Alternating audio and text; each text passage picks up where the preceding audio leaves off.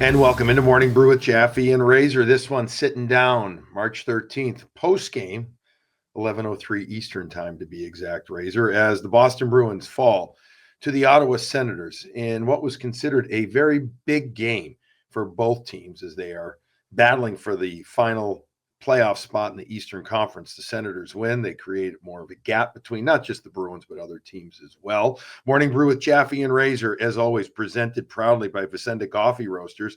They partner with cafes, bakeries, and restaurants to provide you with the ultimate coffee experience. Fazenda Coffee is the place you want to go to check out all things Morning Brew, whether it's the Morning Brew Blend, the Morning Brew Clean Canteen, travel mug, or the Morning Brew baseball hats.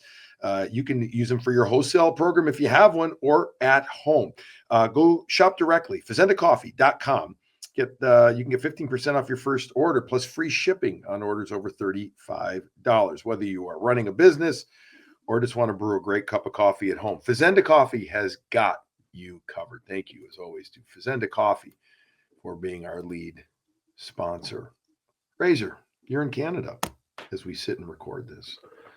How's that been going, bud? It's It's still a whirlwind, right? There's lots of driving around, lots of people to see, lots of stuff to do. But a quick trip up here, so I'm about hour and a half to 2 hours away from Ottawa. There was talk of heading that way last night, but my son, who's not here, would have an absolute heart attack if we had gone to the game without him. So we chose to I chose to be a good dad and not leave one of my kids out of the mix. So we watched the Canadian broadcast while the 5 other games that they show here in Canada were on TV as well. So good trip, good drive, head back tomorrow. But unfortunately, the Bruins couldn't pull it out.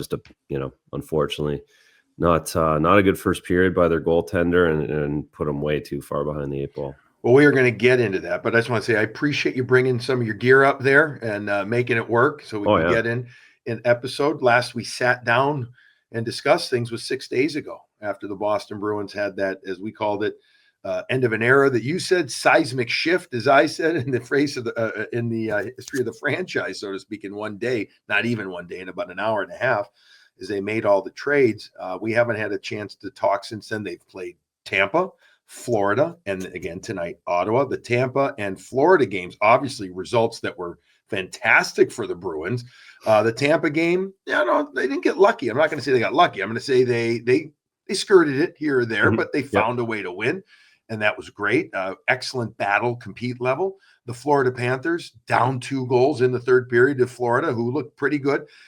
I think the Bruins took over the game, and I felt Florida then said, wait a second, you're not supposed to be coming back against us right here. And the building got electric. It got jumping. It ended up with the Bruins scoring 3 third period goals and Nikita Zadorov giving it to Sam Bennett in what I thought was an incredibly appropriate fight with 3.5 seconds left in the game. It was one of the most enjoyable games that we've had this season. Too bad we didn't do a Morning Brew Jaffe and Razor after that one, Razor. Oh man, we're getting smoked, and that one's my fault. So it's the least I can do to bring my gear, because again, I had planned, folks, a week or 2 in advance to run out. So I literally drive after those games. So I drove until like 2:30 in the morning to get to at least Utica to be able to be up here in Canada Wednesday morning. So that's why we didn't have a show, folks. Is I was in the car. I was in the Prius for quite a few hours after that game the other night. So fortunately, I had energy, because you're right. The building was hopping. It was as good of a win as this team's had, and probably after the week or 2 weeks that the group has had, they deserved it. It was fun, and they've worked so hard to get through all of this. And then, of course, the fact that it's Marshy going to Florida and Bennett and Zadorov and the whole thing. It lined up real well for everyone on Tuesday night. What did you think of the Zadorov fight? I mean, I thought that it was, again, I call it incredibly appropriate, given that Bennett didn't exactly, he didn't just take it in the sense of, he also gave cross checks to start it. And I mean, fantastic response from Nikita Zadorov. He had been into it all game long. The big guy, I will say, he's been emotionally invested in those first two games, especially coming after the trade deadline. He certainly has, and he does. He's been around long enough to understand rivalry, and he has a good sense of who the Bruins like and who they don't like. I think he he was licking his chops when he knew it was Bennett and there's 3 seconds left and the game's over, and I can really take advantage of this. Of course, to Bennett's little bit of credit. I mean, he didn't turtle, didn't go anywhere. Nope. He stood in there against the big fella, and that says a lot about him as well. But certainly no match for Zadorov, and he got his licks, and that makes Bruins fans happy after what Bennett's done the last few years. Would you agree that was as energized a building, as I ruffle papers, I apologize, that we've had all season? If I'm sure there have been a couple of other games, but that last 20 minutes was a crescendo, a swell, a tsunami of energy in the building. And then it culminated just with the third goal, but also with the fight, and the place was rocking. It was certainly, yeah. I mean, we had the 100 years where the Bruins came out and they just tuned the Montreal Canadiens, and that was just like a huge night and everyone was going. This one it kind of just exploded at the end because it was quiet. They weren't scoring. They got down 2-0. And then it was the last 10 minutes. It was like we were in the Stanley Cup Finals again. Like it had that kind of energy in there. Everyone was so happy. And I think it goes to show that, again, the passion that New England has for the Bruins. And despite their being upset at certain times or frustrated or disappointed, anytime you give them a little bit, just give them a little cookie, they're more than happy to eat it and be excited and fired up. And that's what they did for them Tuesday night. I thought the Tampa game and then the Florida game, and we did a little of this, a bit of a video montage about those two games on Nesson pregame tonight, Razor. It was the details, the little things, the stick work, the second and third efforts, the wall battles, et cetera, that made, in my opinion, the difference in those games. Yes, against Tampa, you could say, well, they got a lucky goal, the Castellic goal that he turned and spun and shot from outside the blue line. And yes, Tampa hit some posts. That's all part of the game. I mean, that kind of crap's going to happen, whatever. But I still thought their compete level was very high. And then Florida, even though they weren't playing great, in Florida it wasn't like they weren't engaged. I thought they were very engaged, but the third period they got rewarded for that engagement factor. Stick plays led to the first two goals. Pastrnak dragged his team, as we would always say about Brad Marchand, dragging his team into the fight. I thought Pastrnak did, getting that breakaway, then creating a power play after the breakaway didn't go in. It was just I was just happy to see that effort, because quite frankly, we hadn't seen that enough lately. I know they're working hard, but I thought second and third efforts in those two games was incredibly noticeable. And in the first period against Ottawa, incredibly not noticeable again. I thought I was befuddled by that first period tonight, Razor, against Ottawa. Yeah, they were unengaged, I suppose, disengaged in Ottawa. And I would take it back to the Carolina game too. I mean, they really should have won that game. Yeah, that's fair. I'd agree. That's a good point. They had that same detail, that same passion, that same go for it, that getting in the faces. And you're right. The Tampa game was just a way to, skirt it, as you said. They skirted that game, which is still a skill and then still a good team tangible. But you have to do that in an 82 game season. You do. But the Florida game, they were right in their face the entire time, and probably a little unlucky to be down 2-0, and it took a 5-on-3 goal to do it. So no, you're right. The details, they were played faster. That's really noticeable with the new guys that they've gotten. The change of roster, they're certainly faster. They're playing quicker. They're able to get to pucks a little bit quicker. And that was highly noticeable on Tuesday night. Let's talk about the new guys, because again, we haven't sat and had the time to analyze them together yet. Casey Middlestat, Marat Husnudinov, Jacob Lauko, Henry Jokiharju, the four new guys. Yes, there are guys called up from the American League in no particular order. Ian Mitchell on the back end, Patrick Brown. Up front, Vinny Lettieri. By the way, Vinny Lettieri with another. I thought strong game. Actually, he playing. He does little simple things. I mean, you know what I mean. He's a call up guy. You get it, but he gets it on the forecheck, and for a little guy, he's incredibly willing to get involved. I mean, again, I understand he is what he is, but I mean that in a nice way, Razor. He's a vet. He gets his role. That's right. Exactly. He can get in the way. He can find his spots. He's been around and played a bunch of hockey at this point. Again, not a game breaker changer at any point, but certainly serviceable. All right, so let's start with Casey Mittelstadt. Points in the 3 games that he's been in a Bruins sweater, wearing number 11. Every once in a while, I'm going to admit, I know he's different than Fred Frederick as a player, but I still look at him like, oh, Freddie, I mean, I still see that 11. It's that changing of the mind that you get so used to seeing something for 5 years or so, 6, whatever it is. And now new guys there. Mittelstadt, I think, has come as advertised. I really liked his forecheck against Ottawa. I thought, that created the goal. Yes, he ended up scoring it on a pass from Vinny Lettieri from behind the net, but I thought Mittelstadt getting the right shoulder on the defenseman who's behind the net, getting in front of him enough to seal the wall, get the puck back for the Bruins, and eventually led to the goal. He's come as advertised. His hands are good. His offensive instincts are very good. Had a beautiful pass to Pastrnak in the Florida game. I mean, to me, if this kid I call him a kid because he's much younger than me, but he's an NHL vet. I think it's very important for him, bud,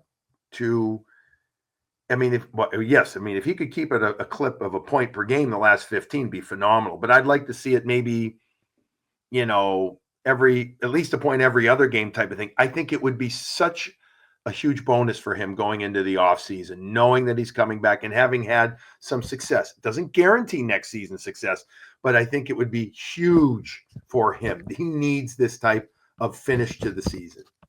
He does. There's absolutely no doubt. He's got to carry. He can't just have 3 or 4 or 5 or 6 good games. It's got to be carried all the way through. And that doesn't, to your point, doesn't mean he has to get points or doesn't have to be on the score sheet every night, but he has to continue his process all the way through. And it has to look at the end of this season like he's the second line center that has been advertised or teams have wanted, Colorado wanted in the NHL. He has to come through showing that so the Bruins can make their moves in the summer with 4 centers in place, essentially. If you can go into the summer saying, all right, we feel really good with Zacha, Mittelstadt, Lindholm, and Kastelik down the middle, and we have to really find a way to get wingers that complement all 4 of those guys. And we have to figure that out, and we have to make them all better by getting wingers that are necessary to do that. So it is, I agree 100% of all the players that are on the Bruins roster, he's the one that has to have the best finish to this season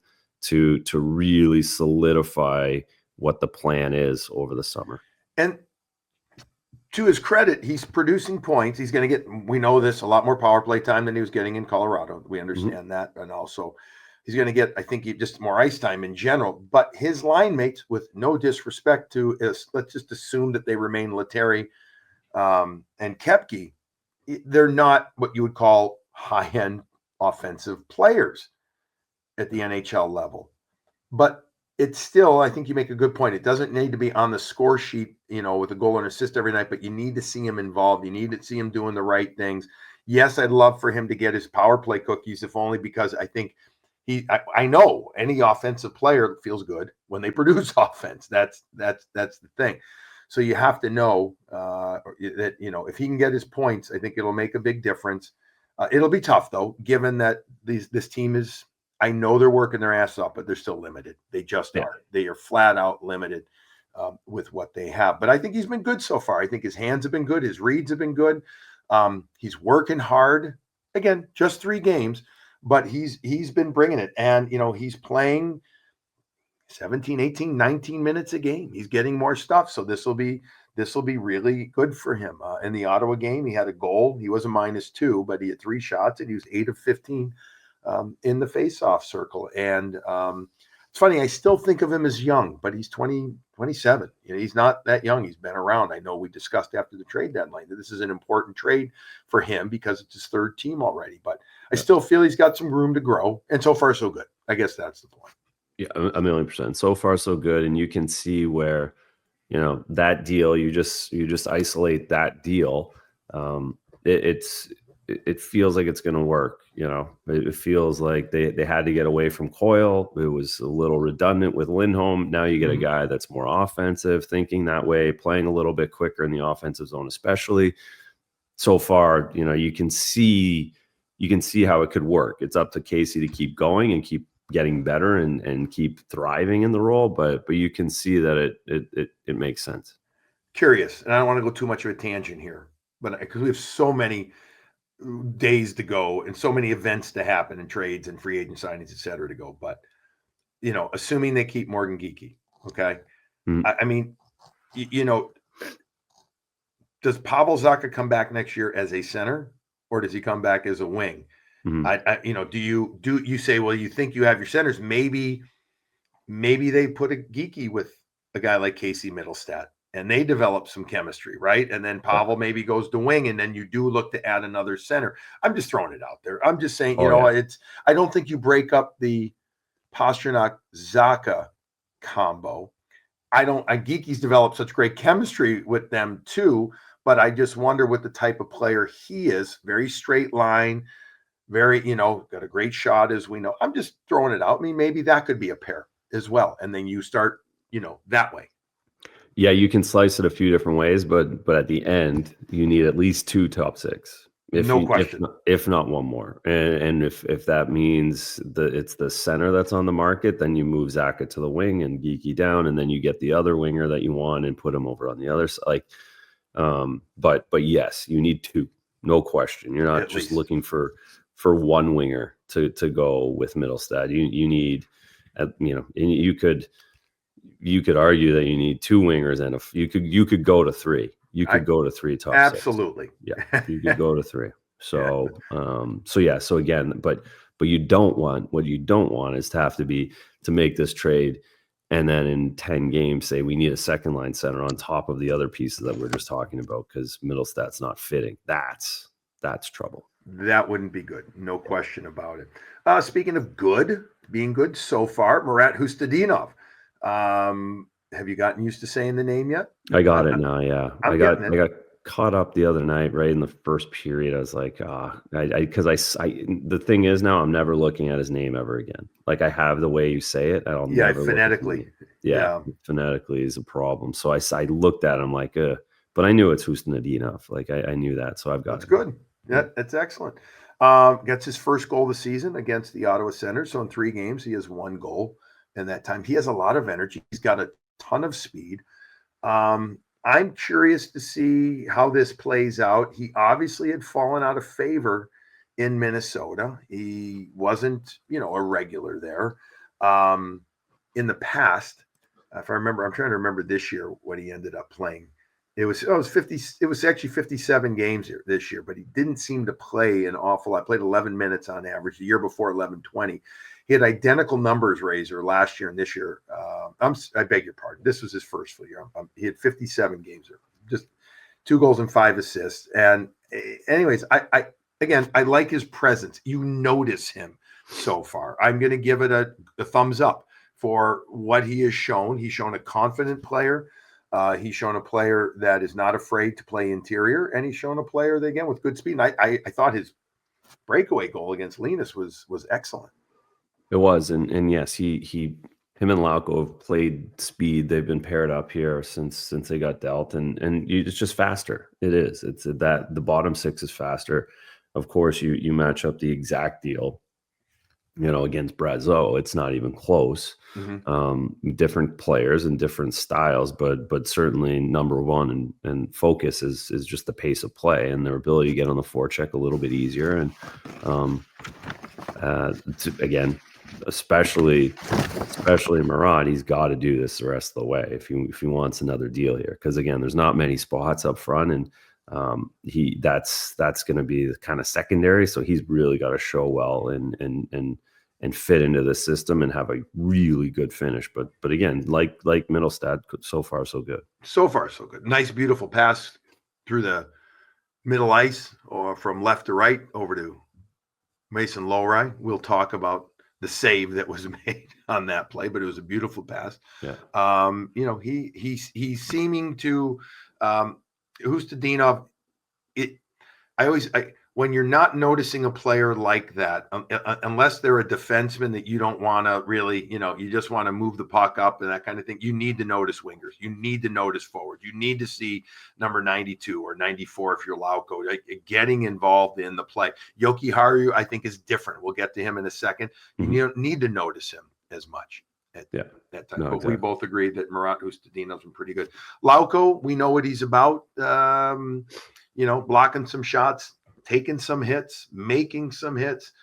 He had 3 hits against the Ottawa Senators. He had 3 attempts. None of them hit the net. He's going to be a guy that's going to have to battle. I think he's going to have to battle for that 4th line spot when it's all said and done. When this team is reset in the offseason and refilled, if people are slotted more, I think it's going to be, Jacob's going to have to battle for that spot, an extra spot there. Yeah, he's that. I mean, at this point, that's what he's going to do everywhere. That's what he is. Right. NHL's hard for him, but he's good when he gets going, and he was brought back because, and that's a good thing for him. He wasn't the throw in the deal. He was, we want this guy back because he brings energy. He's well liked. We know, and we feel like we're missing something that he took with him to Minnesota. The other one is Henri Jokiharju. I really watched him more tonight. Now, look, the Ottawa game, wasn't great in that first period. Nobody ended up looking good. Jokiharju ended up playing 18:51. He had a couple of giveaways and a shot on goal. He's a nice skater. He can cover ice pretty well. He's, I think his role on a good team is 3rd pair.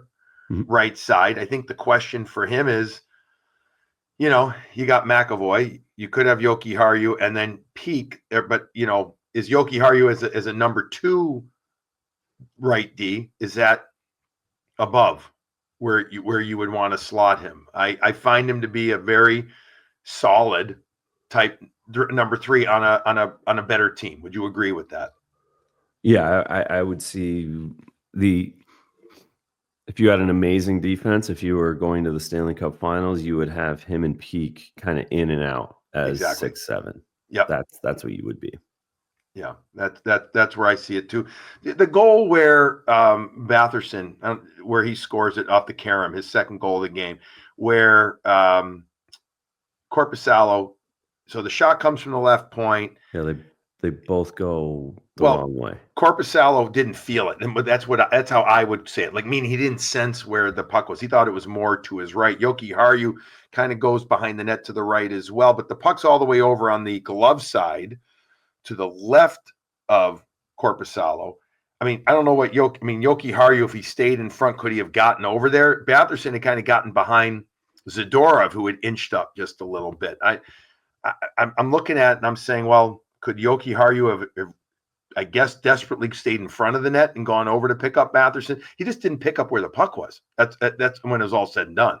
Yeah, that's right. And it's chicken or the egg there. I don't know who didn't know first and then who followed. Like Jokiharju could have followed Korpisalo too, because he went there, and I don't know which one was which. You couldn't really tell, but that's a tough play for it's just unlucky more than anything, because neither guy, Korpisalo and Jokiharju, really had any connection to the puck prior to it. So it goes up in the glass and it just randomly hit a stanchion and went left rather than right, where, again, 90 times out of 100 that goes right, and we never think about that play. Just kind of unlucky. All right, so those are the new guys, and they get back at it again on Saturday. We'll have another chance to see them when the Tampa Bay Lightning come into town. Before we get to the play of Jeremy Swayman, the Linus Ullmark save, and a couple of other things, including the start against the Ottawa Senators, Razor, what do you say we talk about our other sponsors that help make this show possible? And as I work both the microphone and as I stall for 1 second to also get up, he's doing it. Yeah, banner. We did it. Yeah. Sunset Lake CBD. I haven't taken my gummies just yet. I'm going gummy and a drop tonight, or 2 or maybe 5. I need a good night's sleep. I do. We love Sunset Lake CBD and the products that they have shown us that they have and let us try, and they're fantastic. They grow and harvest and ship all of its craft CBD products directly from their farm in northern Vermont, and it'll go straight to your door. They've got products that can help you relax after a tough day at work. All right. They've got gummies and tinctures that will help you sleep, and everybody needs good night's sleep. If you got some sore muscles and even some dry skin, and again, and you know, they're hockey guys up there too, just like you and I are. And if you got some sore muscles from playing, you know, old guy hockey, try Sunset Lake CBD. Their topicals, they can provide some post-workout relief. If you order stuff over $75, Sunset Lake CBD will ship to your house for free.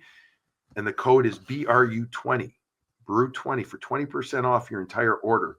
You go to sunsetlakecbd.com. What I love, Razor, when I use them is, especially if I do a gummy and a little bit of a tincture, and then I, like 20, 30 minutes later, I just start to feel that wonderful relaxing. Again, I use it predominantly for sleep because of how bad a sleeper I am. Well, if you notice, I'm not yawning tonight. Like, I literally got 10 hours left. I didn't have to get up this morning, but like I talked about Tuesday night, I didn't sleep at all. It was like a 2-hour kind of night, and I had a full day yesterday, but last night was incredible. Like, it was the best thing I did. So thank you, Sunset Lake. All right, a little gummy heaven for Razor up in Canada. These are great products, folks. You're going to love them, and we appreciate them joining us here with Morning Brew and Jaffe and Razor. We also greatly appreciate Graciano Construction and all that they've done. They have really helped build our show, pun intended, this year. Doug Graciano and his crew are simply fantastic. Go to gracianoconstruction.com or call them at 508-330-7589. The stuff that they do is phenomenal. Bathrooms, kitchen, porches, garages, small renos, full renos, painting. Nothing too big or too small for Graciano Construction, and nothing they can't do. They are so freaking creative. It is awesome. The best part is they do it with so much professionalism, and it's not stressful. They keep you posted, Razor, on daily on what's going on with their project manager, and it's great texts and, hey, we're doing this, and can we come by at this time? These are the kind of people you want to work with. Check out gracianoconstruction.com, or again, call 508-330-7589. All right, lastly, we are going to touch on quickly the Apex most entertaining moment of the game. 100,000 square feet of pure fun. Apex Entertainment up in Marlborough. I've got mine. I'll let you, though, take yours. What would be your most entertaining moment of the game? I mean, the Ullmark save was pretty good. There you go. That's mine. Let's get to it. I don't know if we're allowed to do that anymore, but I mean, that was it. That was the game. 5-4 would have been a lot different. A good timing and one of the saves of the year. All right, let's talk about it. Let's set the stage for this. It's 5-3 at the time in the third period. The puck goes up top to the point. It's moved. Was it Lohrei, I think? Or no, I think it was Peak. I'm trying to remember. Jeez. Lohrei was the one who got saved. Or Lars going to say, yeah, so it's Peak who gets it up top. The right shot moves it over to the left wing side to Hustadinov. He gets it, and right away Hustadinov with almost a no-look pass type thing across the seam, middle slot area, over to a streaking Mason Lohrei, who's a lefty coming in from that right side. He gets it, releases the puck immediately. Linus Ullmark goes from his right to his left, lunges, he Supermans over there and gets that huge glove on it before the puck can enter the net with a complete, it's got to be a save of the year candidate. It's definitely the Apex most entertaining moment of the game, especially, I guess, if you are a Sens fan. But Razor, talk us through that save and the read and just how he goes about doing it. Well, and Ullmark, we talk so much about drift, right? We've talked so much, but that time he actually did step out on Hustadinov. Like, Hustadinov did a great job showing shot and sending it through the seam, and that's why Linus was in such desperation mode, because he did step out to try and take the shot away from Hustadinov, and it was such a quick bang play. No way to get backside, no way to slide, no way to get a leg on. It's full on soccer goalie mode, and Mace was not going to miss the net, and he you don't want to put it along the ice in that situation. And Linus was able to get his eyes on it at the last second, dive over and just make an incredibly athletic save that really changed the tenor, because that would have given them a lot of momentum going into the third with 5-4 and feeling like you're in it. So just a great, again, not so much the most technical Linus play that we've seen over the last few years, but that's his athleticism coming through, and he's obviously pretty healthy if he's making saves like that. Yeah, the team now is 5-0-1 in their last 6 in Ottawa. I think 5-0-1, 6-0. Yeah, they're scoring a lot of goals there. Power play's number 1 at home, right? Yeah, they're picking that up, and they've got the if you give them that offensive ability, they're going to make life tough on you. And they absolutely dominated the Bruins in that first period. Besides the Bruins not playing well, I will tell you that the Ottawa Senators came to play in that first period, and their forecheck was ferocious. I know we're getting away from that save that was made there, but if you just look at that team in general, they're built on youth. They're built on offense. If they get some structure and some good goaltending, they're at the point now that they can be good. I don't know if they're a great team just yet, but they can be good. They still, I think, have to learn how to win over the course of a full season and the course of the series. But now the Senators are 6-0-1 in their last 7 games after that one. But they dominated in the first, and the Bruins were just not ready to go. They were outshot 15-4 in the first. The Bruins, though, turned it on in the second. They outshot Ottawa 13-10, but again, they couldn't get that one by Ullmark near the end of the second. What a fun save it was. I mean, you got to appreciate it. A fun save. You don't have to like it, but it's that's a youthful save right there. That's a street hockey save, whatever you want to call it. I mean, third period shots, by the way, in the Ottawa game, 8 for Boston, 6 for Ottawa, 31-25. The Sens overall in that game outshoot the Boston Bruins. All right, let's talk about Jeremy Swayman in that first period. He ends up allowing 4 goals, Razor. The goals in order: Pinto, Clevin, defenseman. Pinto scores the first one. We're going to get to that in a second. But then from the right slot area, Clevin bombs away from the left point, actually more like the top of the circle. Middlestat, he scored to make it 2-1, but then it was a Batherson goal on the power play. Really not much chance there, but I felt like he caught an edge or something happened for Swayman going left to right. And then the Greg goal. Late in the first period, that was the 4 goals. So 15 shots, 4 goals allowed. This was Swayman's 3rd game in a row. And we wondered the other night, would you start Korpisalo or would you go back to Swayman? And I wasn't against, I said, starting Korpisalo.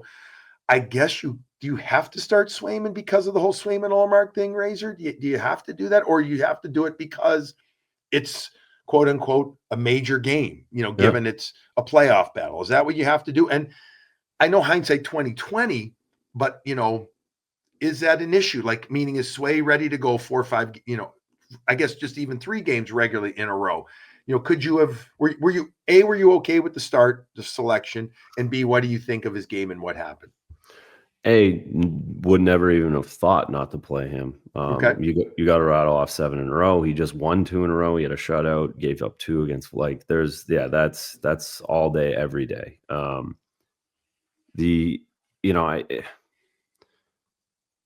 don't want to sound flip. I don't know what the right play is, but if you can't play 3 in a row, it's 3 in a row. I understand like the context of it, and I understand now people are really starting to focus in on, can Swayman be the starter, and the season hasn't gone his way, and this is becoming a thing, and that's on the goaltender. It's on him. The idea that you would coach around that is dangerous, I think. Again, you got to be able to do that. And you're getting paid $8 million, you got to play 3 in a row. Like it's just the way it is. If you're not, that's just not enough games and not what you signed up for. So I'd have to go back like all the way through all of them to really see if there's a trend or to see if they've all been kind of like tonight. Because tonight was, I can go through each one. Like a lot of times this season, there's been goals where you're like, no one's going to make a play on that. This one tonight, I can kind of find fault in all 4 of them in the first. And I know, again, there's nights where there's nights where I look at it differently than other people. But tonight I'm probably on the same page as most people, where The first goal, you got to find, you got to stay down. You got to seal the ice. If you lose it, you just can't get back up like he did. He sealed the ice, made the right play, and then for some reason he got up. He kind of panicked. When you talk about getting up, I called it a little extra movement on Nesson. Like it's like we said he looked a little, and maybe that's, I don't know, an extra movement. That's what it was. He just he was down. He could have just stayed down, then found it. Instead, he tried to get up while he was trying to still look for it. It was just too much. You know, the guy at the other end would have been patient and just stayed there, and it would have hit his pad, and everything would have been okay. The second one was a bomb, but it was a bomb. Still not a great angle. Again, there's not much intricacy to that one. The third one, I had the biggest issue with the third one. So let me skip that one. Okay. And then the puck handling was bad on the fourth one. Like you got to make a play there. Like you're getting forechecked to death. You're getting smoked. Your D's under pressure. It's only 3-1. Like you need to make a good play there. You need to move your feet more. You need to get a better angle. Something. The puck handling you just can't have that happening. But back to the third one, and you said he stumbled or kind of moved. Let's set it up real quick. Let's just say it's a power play. The play's on the right side for the for the Ottawa Senators. Stutzle gets it to Kachuk, who's on the goal line. It just comes off the goal line so it's the right wing Ottawa side or the glove side of Swayman. It's that quick pass, top of the blue paint, not through the blue paint, but I would say top of the crease or maybe even just outside of it, over to Batherson. So Batherson, who's a right shot, gets it and can one time it, but it's not a slap shot; it's a wrist shot. Swayman looks to go from his glove to his blocker side, his left to his right. And is it an edge that gets caught? Does he get the post? I'm not sure exactly, but he can't get over to the side to even make that save. Okay, so that's what happens. You tell us the rest. Yeah, he didn't have there was no mechanics there. There's no base, like that's a basic play. That puck goes from half wall to the goal line. You get back into your post, you're inside your post, your RVH, and you slide across on the play. But he goes back to his post. He misses the post, chunks it, gets there early. That's what makes him fall back, which looks like he's lost an edge on a skate.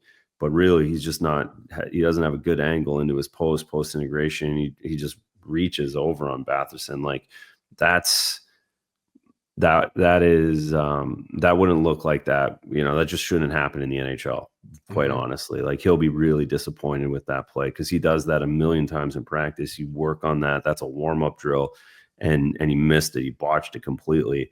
Now, that doesn't mean, again, if I'd be the first one to say he did it all perfectly and maybe the guy Batherson rips it over his shoulder. Like that can happen in the NHL, but in this play, you shouldn't be on your back reaching. You just can't be. So again, that's it's probably the goal that was set up the best by Ottawa, but goalie wise, you gotta at least move better. That's not a good look. And so again, to that point, I feel like that's not because he played 3 games in a row. That's because he made a bad play. The puck handling, I can't imagine that's because he played 3 games in 6 days. Can it be though a mindset thing? It's a conditioning thing, a mental conditioning thing. Is it? You tell me. You've experienced this as a goaltender, playing 3-4 games in a row at the NHL level. Isn't that different than playing 3-4 games in a row at the AHL? Isn't it different than playing 3-4 at the NCAA level? Isn't there a conditioning factor that goes into it, mental and physical? Well, he never did it at the AHL level. Right, he's never done it in pro. Yes. So it's definitely different than the AHL or the NCAAs because it's over 2 weeks, right, or 2.5 weeks. Yep, this is different.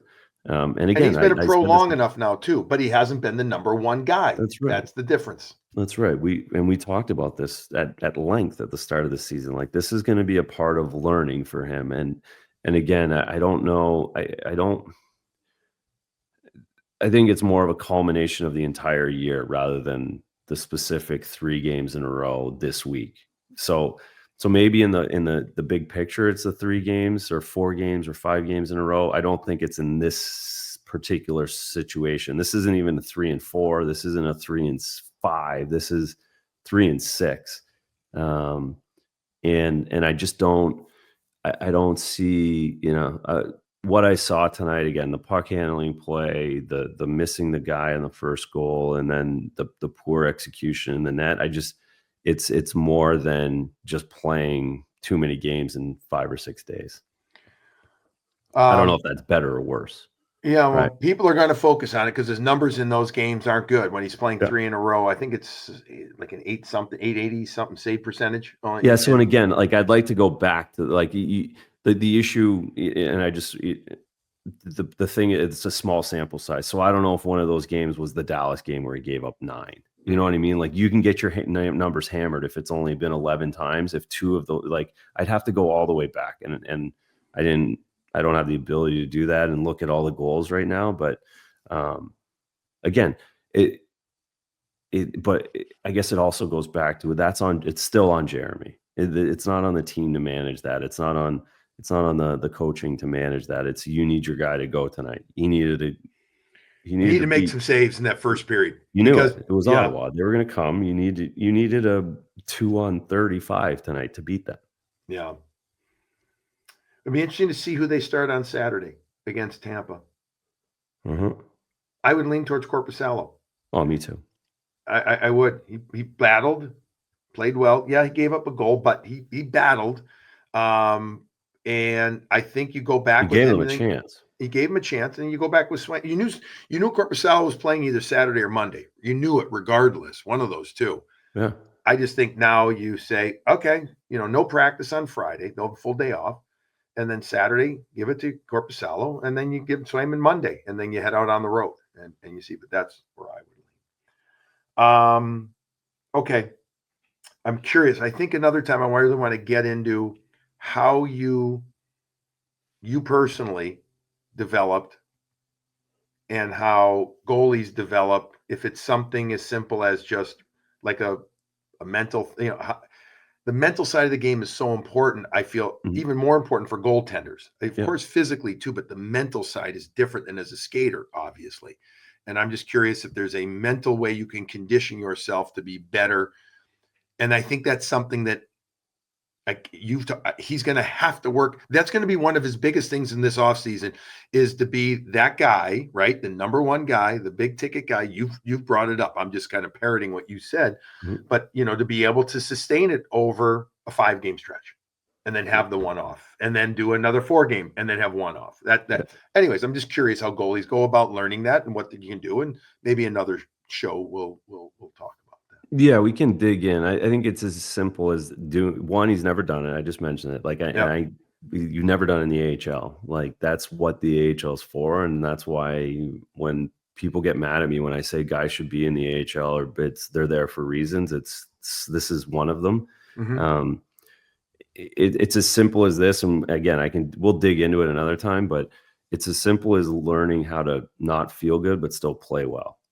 That's the mental part. And that's what you learn by playing 3-3, riding buses and figuring out how to play on Sunday afternoon when you feel like absolute garbage. Yeah. But you have to win to be able to get to the NHL. And that's your livelihood's depending on it. But you feel horrible. You didn't sleep the night before. Your legs hurt. Your groins you didn't take hurt. your gummies. You didn't. Right. Exactly. Or you took too many of them. And you got to figure it out. So again, it's you have to kind of go through what he's going through, but usually guys do this in the minors. This is what I'm talking about. There's not a spotlight on it. You figure it out when you're on a bus by yourself driving 9 hours, and you're like, and when you get to the next level, it's like, okay, I've already done this. I know how to get back to it. He hasn't. And that's what this year is all about for him. All right. The offseason is going to be big for him with regard to that and other things too. And not just him, all the other players. All right. Bruins lose. They now have 15 games remaining. They have 68 points. I guess the good news, the best news for them only 2.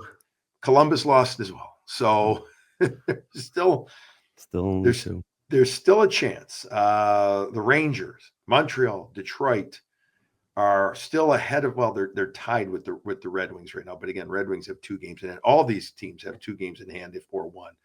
But we'll see. They're still there. They have Saturday night at home against Tampa. Razor, you and I will do another morning brew with Jaffe and Razor after that game. And then the team heads out west, and we're going to have to figure out our schedule when they're out west. We have a combination of the Bruins and Hockey East Championships. We got a lot of work coming up. Not that we're complaining. We just got to figure out when we can get all of our episodes out. All right. So you've got another day or a half day in Canada, and then you put the Prius to work again. That's right. And get it back home. It's going to be easy drive tomorrow. All right, easy drive. Go get some sleep. I think we covered it. Bruins lose to the Ottawa Senators after winning their first 2 games after the trade deadline.